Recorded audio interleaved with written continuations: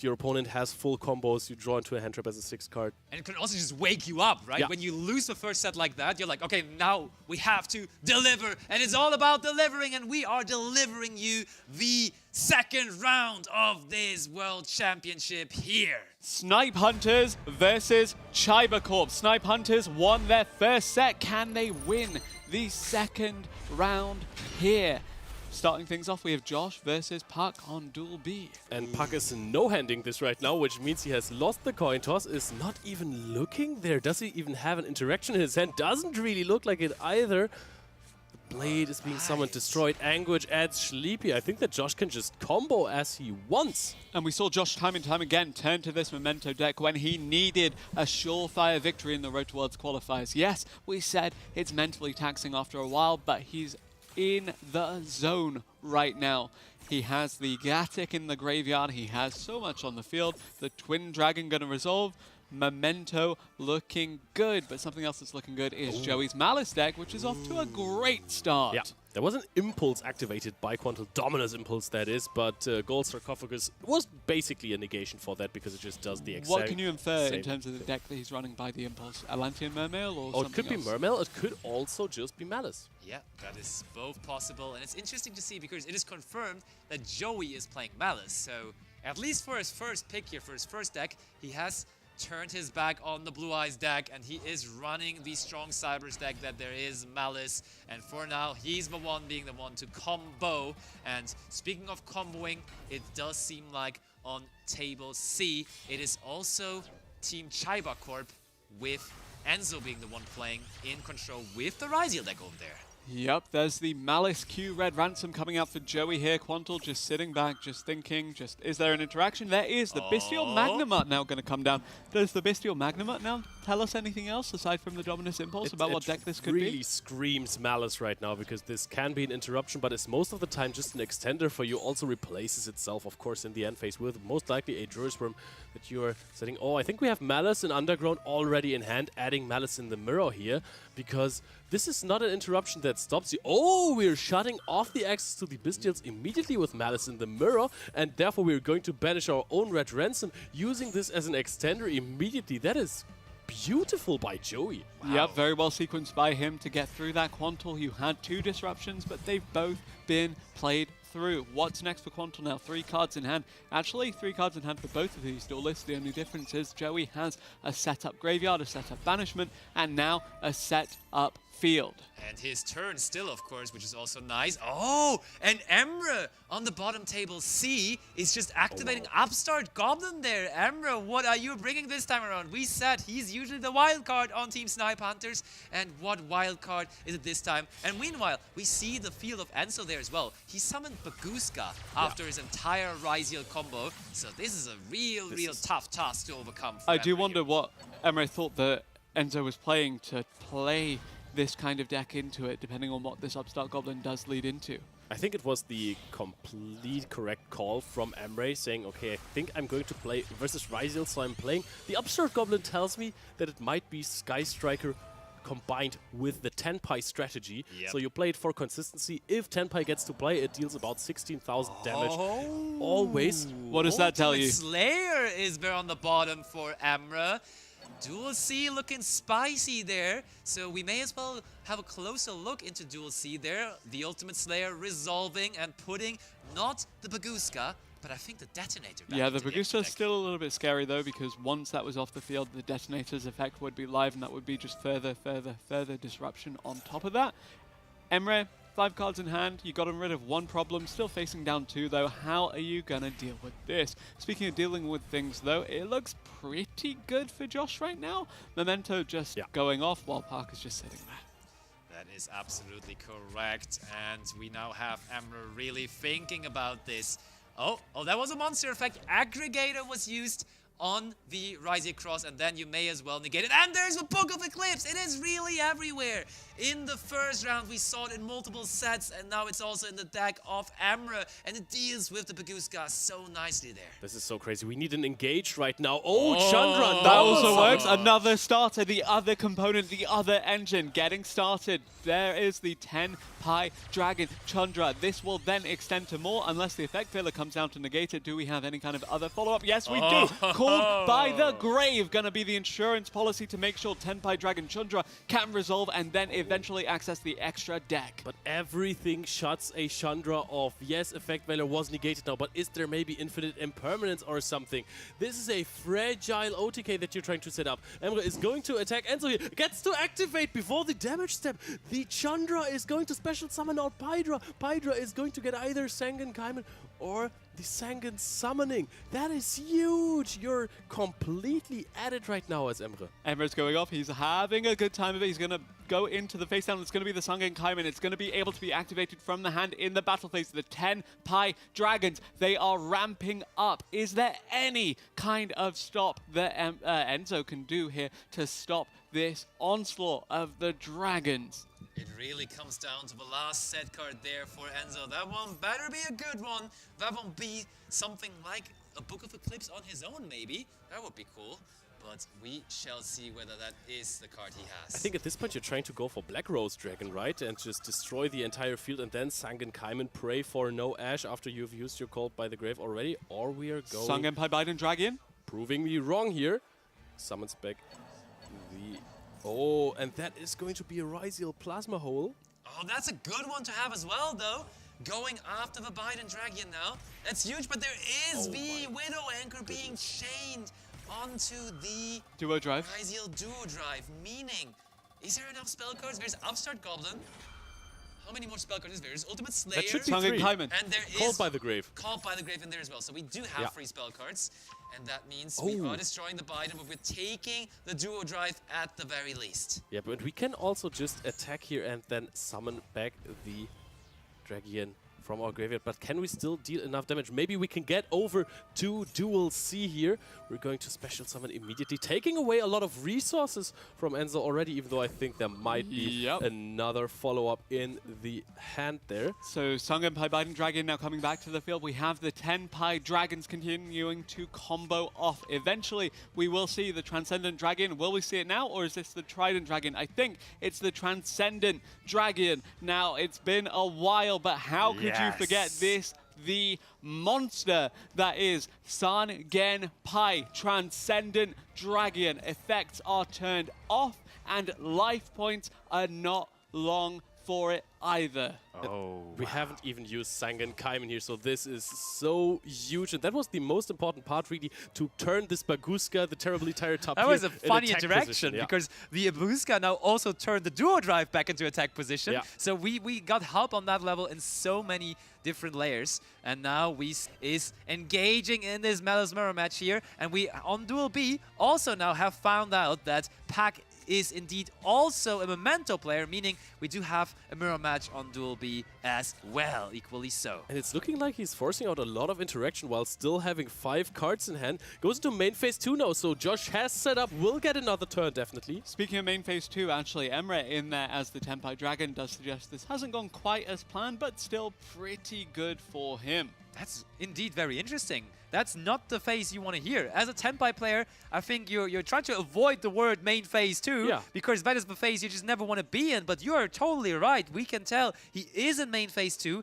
and therefore that means Enzo will get a turn into this Tenpai field now, which is at least having a Heretic Seals there. And there is the Nibiru, the Primal being on Enzo's side. Good thing, though, that we went into the Seals, because that will at least now be activating in the graveyard. How much can it really do, though? Yep, need to rebuild this field from scratch for Emre. Granted, we do have a loaded graveyard, thanks to everything that's happened so far. Now that is, I believe, the Genroku being summoned from the deck. Another 10 Pi Dragon name being added to the arsenal of Emre. The question is, what does Enzo have in hand? Is this an Ice Ryziel for a normal summon here? No draws are being provided here at the end of this turn, and we're going to see another draw phase. Emre broke the field, but can he maintain this momentum? There is another starter from Enzo. It is Ice Ryziel, was searched in the previous turn. Sword Ryziel being summoned, and now you're going to see why the Ryziel deck is the absolute top meta deck next to the Malice strategy. And the thing is, with Emre and his Sky Striker 10-pie deck, that is a deck totally designed to only break the opponent's field by using powerful spell cards on your very own turn, meaning, of course, there is no space for any kind of hand interaction, so I wouldn't expect him to have anything here to try to stop Enzo here at all. Does feel a little bit like Emre has run out of steam here, having fully commit to clear that one out. It looked close. It looked like it was the Tenpai Dragons duel to win. Could very well still be, but Enzo now comboing off on the Ryziel. Do we delve into the extra deck already? Do we continue to extend? The options are limitless because, as you mentioned, Leo, this deck from Emre was all about destroying cards on the field and clearing stuff out. It's not about the disruption. It's not about interacting on your opponent's turn. Yep, and I think mainly it's about punching, actually. It's about dealing a lot of damage. I don't know how good dragons can actually punch, but they can definitely provide a big roar or some flames here. That's and one into a Josh, 1 game, 1x. In such a straight manner here, one immediately basically set up a big field in the Memento mirror match, and Puck was just chanceless there with no hand traps. Yep, Josh in the duel of content creators has said, I am the one that is superior. I am starting my team off here with a win on the first set. And Puck really did not have any say in this one. So the already winning team in round 1, being Team Snipehunters, is now also looking good here, starting the first set in round 2 off with a win on Josh's side as well. We mentioned the Memento mirror match, but the Malice mirror looks okay too. But this Ryziel Tenpai Sky Striker duel seems to be going by way of Enzo. We mentioned before Superstar Slayer Typhon Sky Crisis. It buys you time, it buys you a turn. Right now, it buys you a clear of that big token and allows you to swing for potentially, eventually, game. That Typhon is hilarious though, because Typhon is not only negating your opponent's cards, but it's also negating your own effects, or it's preventing them from activating. And that Ryziel Detonator right there has 3,000 attack points, meaning he can't even use it right now. Oh, and Pydra is being summoned. If there was a second Fadra in the Sangen deck, that summoning? would have been crazy. Yeah, you can access Sangen summoning now, but the thing is, can you even get more cards out of the graveyard? Because that is going to be, like, the resources of this deck, because of recent Forbidden and Limited lists, or not so recent anymore, they are really limited. Yeah, the Tenpai Dragon package, very, very small now, and it does mean that we're running out of main deck names for it to access, but it's still not over yet. 5,100 life points remaining for Emre, 2,500 for Enzo. One more turn for Emre. 3 cards in hand, one of which is the Sangen Summoning. 2 cards for Enzo. Is one of them the Ash Blossom and Joyous Spring, or the Ghost Ogre, or the Ghost Bell, or anything that could deal potentially with that Sangen Summoning. That is a card as well. We're giving some life points back, and I think this card, the Upside Goblin, last turn for Emre, might have been the reason we failed to end the duel already, because I think in his calculations, he disregarded that and was not able to close out the 9,000 points of damage there that were needed. But now there's a chicken game, followed by another chicken game. Yep, we're playing a chicken game here, really. I think we're doing something that I absolutely love. I think we're trying to play Sky Striker at this point. Wants to find the Sky Striker, mobilize, engage the glorious spell card, go into Hornet Drones, Kagari, add back something, play with more of the Sky Striker cards, break the field that Enzo has there. Pydra is being searched, but what are you doing with just a singular Pydra in hand? We need to discard something as well for the Sangen Summoning, so I will wonder if Emre does opt to start to abandon these Tenpai Dragons and go more into the Sky Strikers, but committing to the field spell being played does suggest that we're going to see more of the Tenpai Dragons. Still thinking, still asking his team by the looks of it as to how he wants to approach this. Meanwhile, Quantal approaching a pretty scary field in that Malice matchup.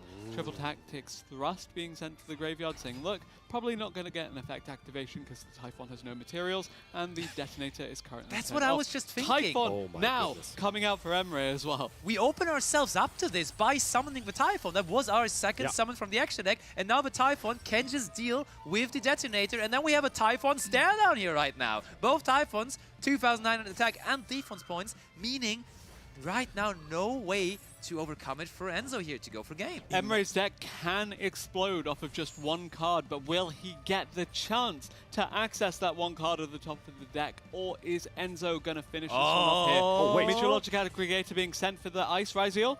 You just need more cards for this because X cannot surge right now. You have the Super Star Slayer Typhon. Oh, and there is Purulia normal summon. That is huge. And that looks like Enzo is going to outvalue the Sky Striker Tenpai strategy here. Light Dragon and Ignistar is, of course, who needs value if you can just go for a game? That's very much the Tenpai way. Destroy it. That's the first attack coming in. And Enzo, after having a dangerously close second turn where Emre almost got him, closes out this game here on Duel C to equal the score overall here in this set. And we continue the trend of once the Tenpai Dragon deck sees main phase 2, it's over for it. But now Quantal will look to take a lead for snipehunters here. 1-1 on the scoreboard overall. Josh, of course, outing Puck, while you had Emre drop his game against Enzo. Quantal versus Joey. Team captain versus team captain. Malice versus Malice. Yep, and Joey started. Look at this hand. This is a whole binder right there. 9 cards.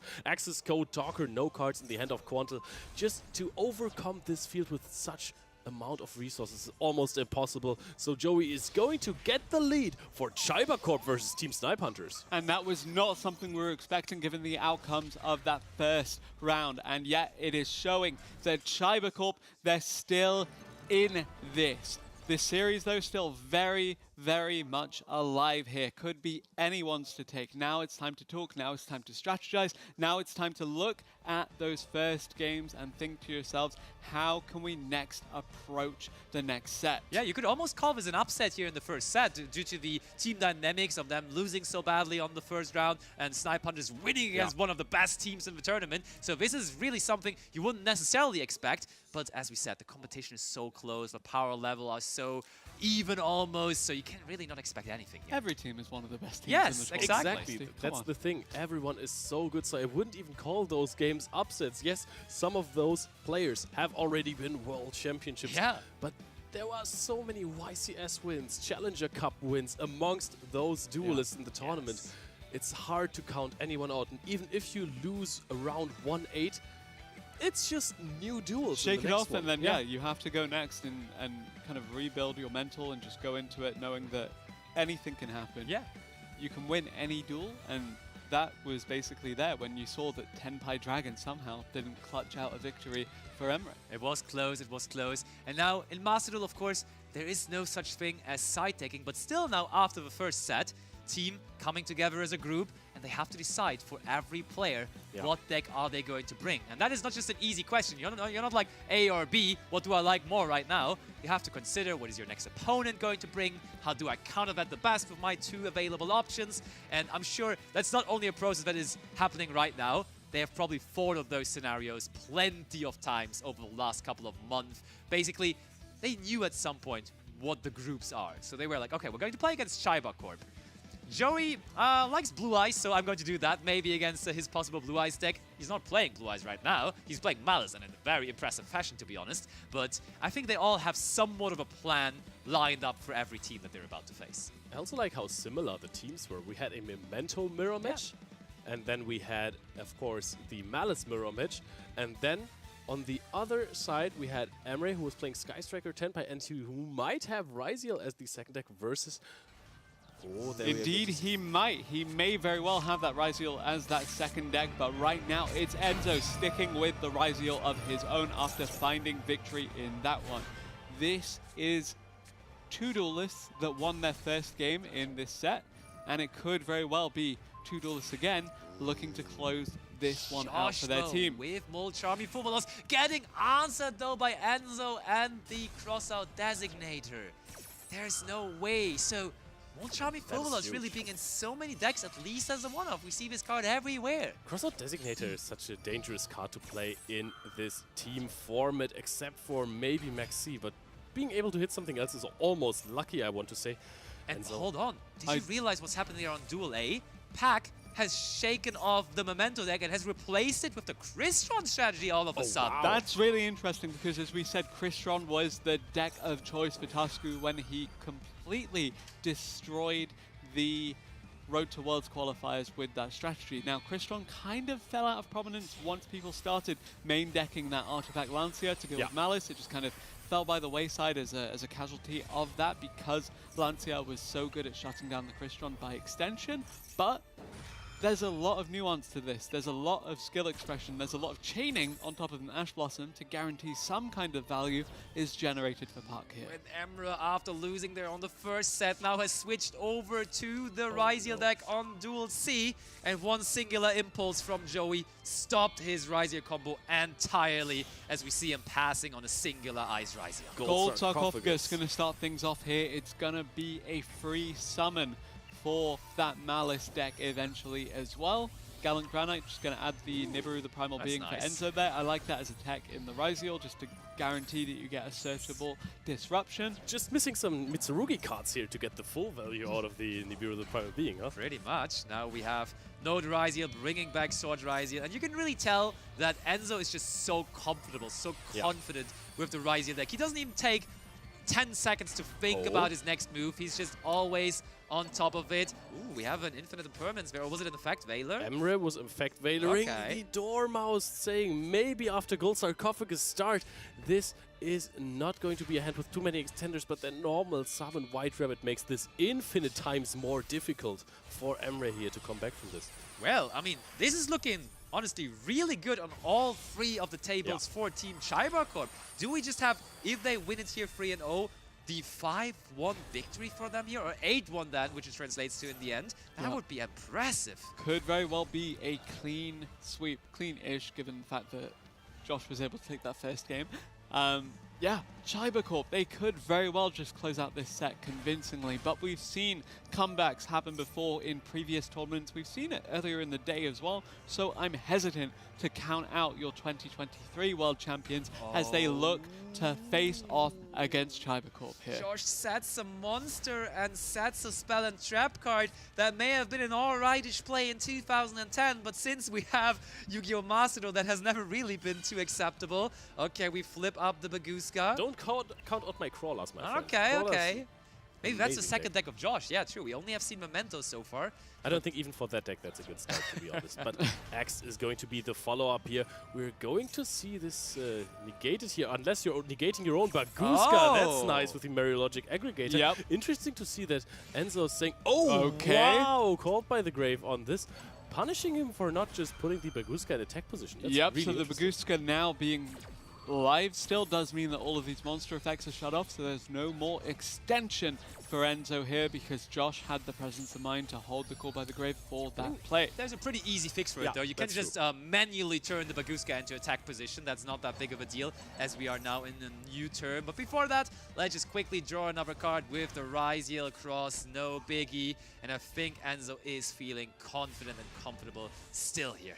I will say, you need another Ryziel monster, otherwise maybe you're just playing one. Dual Drive can of course detach from two monsters on the field, doesn't even care about having two on itself. No, you can just detach from Baguska and from itself if both have one material. That is so good. You can now add two more monsters here. Baguska in attack position. And Royal Rare looking threatening. You were talking about Milchami Meows, and we just saw there was a triple tactic talents resolving on Duel C, and they revealed in Emra's hand the Molchami Meowscar, interestingly enough, in his Ryziel deck, actually. That's interesting, really. But really, the Ryziel deck of Enzo is the one that is shining right now, as he is really putting more and more level 4 monsters onto the field. And there we have Joey comfortably once more playing into just the Ice Ryziel there. Park making FA Dawn Dragster to just run further disruption as well. It does mean that Quantal's now on the back foot. Right now, it's looking really promising for Chaiba Corp here. They had a rough set 1 during round 1. They had a rough rest of the sets in round 1. They had a rough round 1 end of sentence. Overall, But this looks great for them. Joey, he's lining up. He already has 5,300, and there is now another powerful monster coming back. Emra not looking too happy. He can chain his Molchami Meows here, so he basically has a heart of the card moment here. One card that is supposed to stop all of this. I could only imagine like Nibiru, the Primal Being, maybe being the one that could do it, but even that one then afterwards could still be overcome. It would still be hard. Oh wait, Emre gets a chance to activate a card here. I think I have seen a toggle there. Maybe this is Nibiru though. It is Maxi. Hovers a little bit over it for some tension, but look at the faces of these snipe hunters. They look absolutely defeated. While Chaiba Corp is running wild in this second round of the tournament. Access code for game here. 2 wins already. We're at 4-1. And now Duel B is the last one. Quantel is still trying to get through this field, but it does not look good. Yep, Chaiba Corp just quickly finishing off 2 games in rapid succession there. Really, really quick wins for them. Could this be a third? Speaking of quick, there is FA Dawn Dragster racing towards the finish line, stopping the Dominus Impulse and allowing Tristaros to respond onto the gold sarcophagus. Yeah, we're going to summon out a Crystron from the deck. And not only that, but we're going to synchro summon right after with the 2 monster there on the field. That's a synchro of 5, interesting enough, and that just means Axel Synchron I was thinking time. Katastor.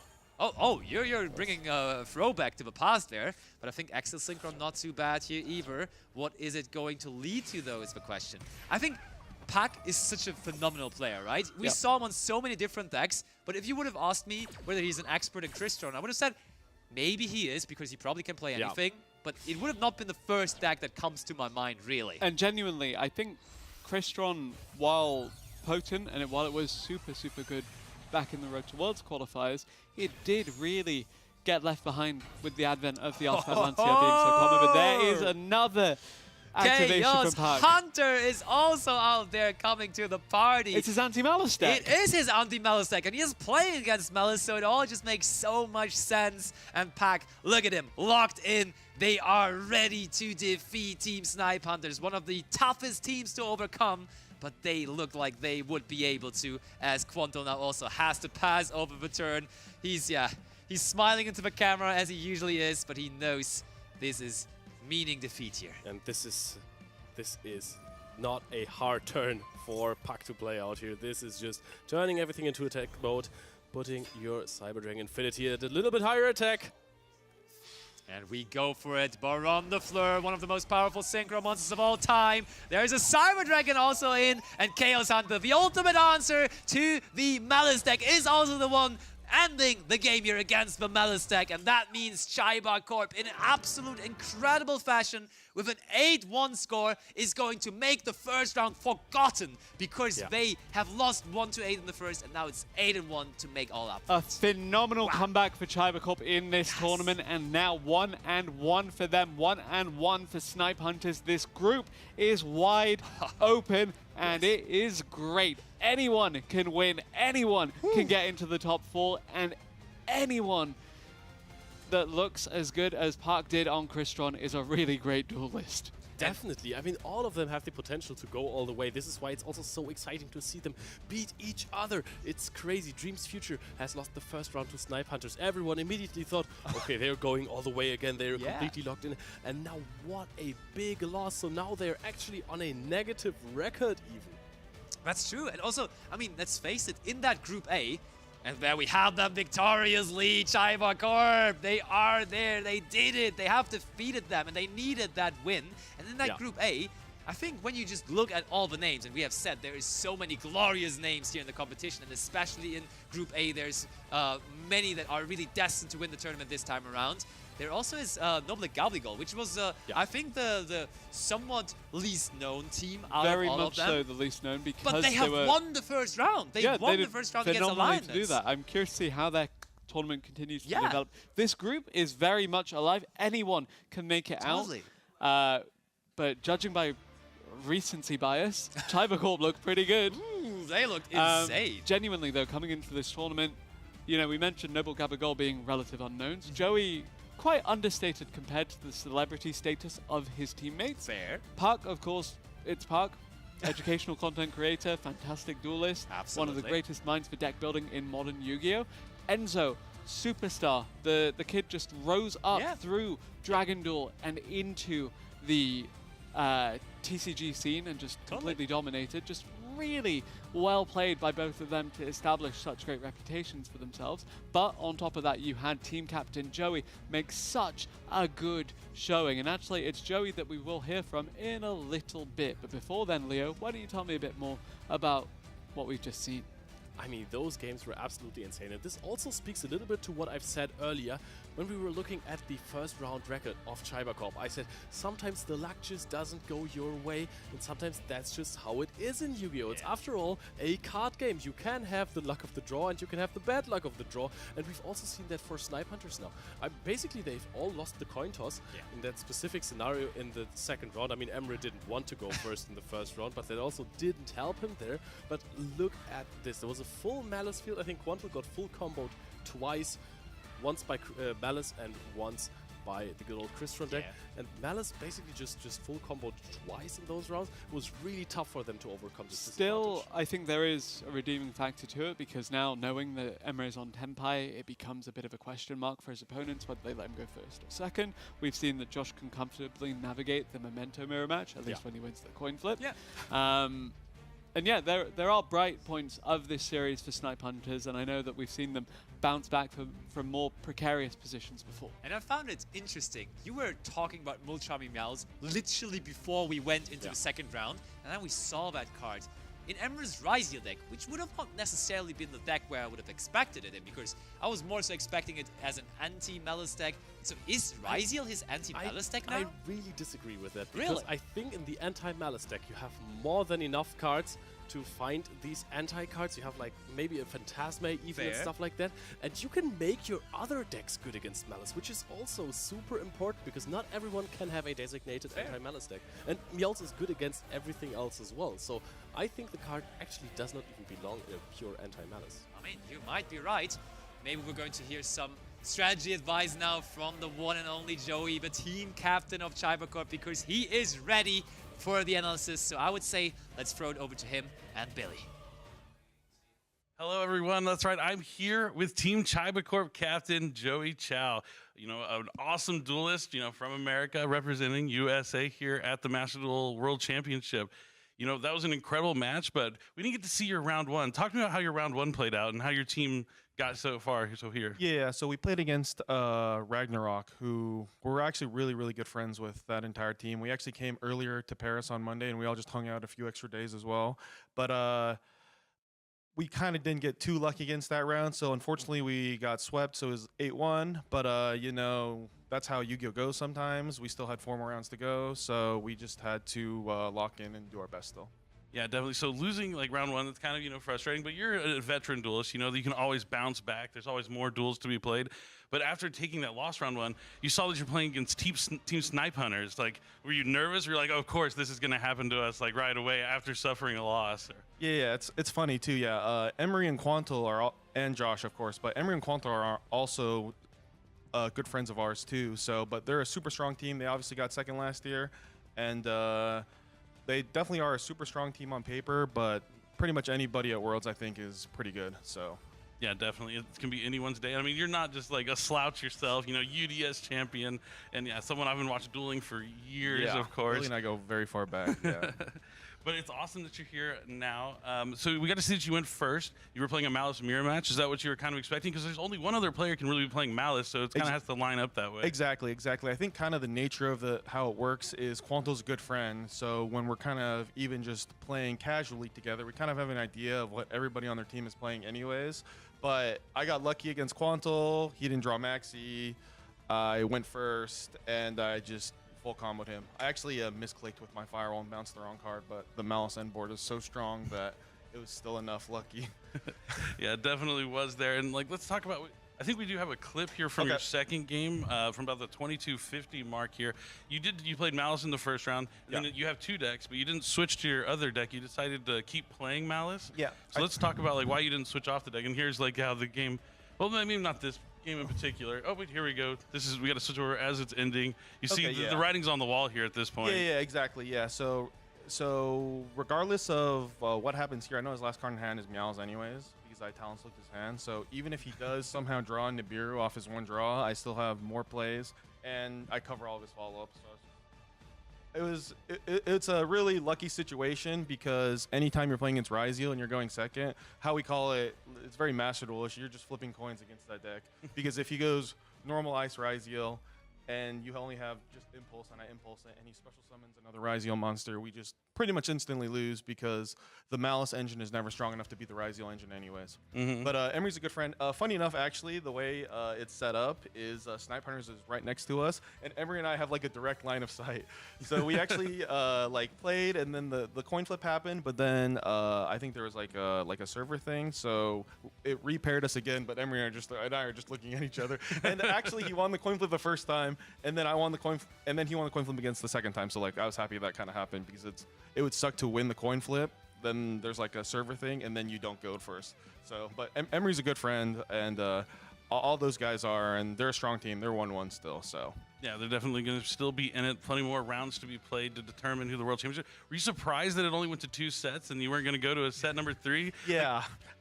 Anytime you're playing against a really strong team, I think you always expect it to kind of go the distance, the 3 sets. But we actually lost in 2 sets the first round, so this kind of balances it out for us. So you still haven't even made it to a 3rd set in the tournament so far. Yeah, so every round we've played so far, there's one person on the other team that we haven't played it. I didn't get to play Josh yet, but that's just kind of how it goes, you know. So we really needed that. I know you're probably looking forward to that. But so going back to the Malice, like deciding to continue to play because you have the 2 decks. Yeah. I know going into the tournament, a lot of players brought like one anti-Malice deck probably that's going to be packing like those Artifact Lancias and stuff like that. Were you worried that if you're going to continue to play that same deck that maybe you would run into that counter strategy? Yeah, exactly. Yeah, so it's kind of a tough situation even when you're building the anti-Malice deck. Pac was lucky enough to go first against Quantal, I think, and set up like Baron, Dawn Dragster. Oh yeah, we got in like the very end of that game, and it looked like he was well set up. It's you pretty much summon multiple Dawn Dragsters, and because in the TCG, Dawn Dragster isn't the best because there's not a ton of spell and traps, but in Master Duel, it's really strong because there's 3 field spell, 2 Sark, Called by the Grave, all that type of stuff. So you get value out of the Dragster and then summon Baron, and then if you have Chaos Hunter plus Cluster, it's pretty much, it's going to be really hard for them to win. But yeah, so just building the like even if I know they have an anti-Malice deck, depending on what it is, I might just still queue the Malice deck because something we kind of noticed was even if you have an anti-Malice deck, the Malice deck is so strong, the non-engine that they're putting in the deck is so strong, like it's just going to be an uphill battle because typically for the second deck, the non-engine, because of the shared pool, is a little less good anyway. So like, although you might have something like Lance or Chaos Hunter, your other non-engine isn't going to be the best. So you could easily just lose still. So it depends on the matchup. I was pretty comfortable. Because I know Emery's most likely playing Ryziel and Quanto's most likely playing Malice, so we were kind of just flipping coins as we call it. So that one worked out really lucky for my team, but it definitely could have gone the other way, I think. So yeah, definitely. All the teams here are incredible. All the duelists are top-notch players. I mean, yourself included. And yeah, you bounce back after the round 1 loss to win round number 2. Now both y'all and Team Snipehunters are sitting 1-1. Looking to win the next round. How do you think your odds are going out after now that you have 2 rounds under your belt? Are you going to make it to a set number 3? Or are you going to try and just keep it to set number 2 but get the victory? We're going to do our best. If we could finish it in 2 sets, that's obviously ideal. I have a lot of confidence in my teammates, Enzo and Pac. We put in a lot of time, and you know I'm super confident in them. So hopefully we can do our best. Well, that's right. Well, congratulations on your win. You're here at the World Championship, and this is your moment. This is your time. I can't wait to see how Team Chaiba Corp is going to do in the rest of the tournament. I know everyone at home is eager to see. And, you know, Team Snipehunters down but not out. We still could see that Team 7, Team Snipehunter rivalry play out somewhere down the line. Exactly. Yeah. But it's great to talk to you, Joey. Good luck in the rest of the tournament. We have a lot more Master Duel action and TCG coming tomorrow. It's the Yu-Gi-Oh! World Championship 2025. It's some of the best players from all around.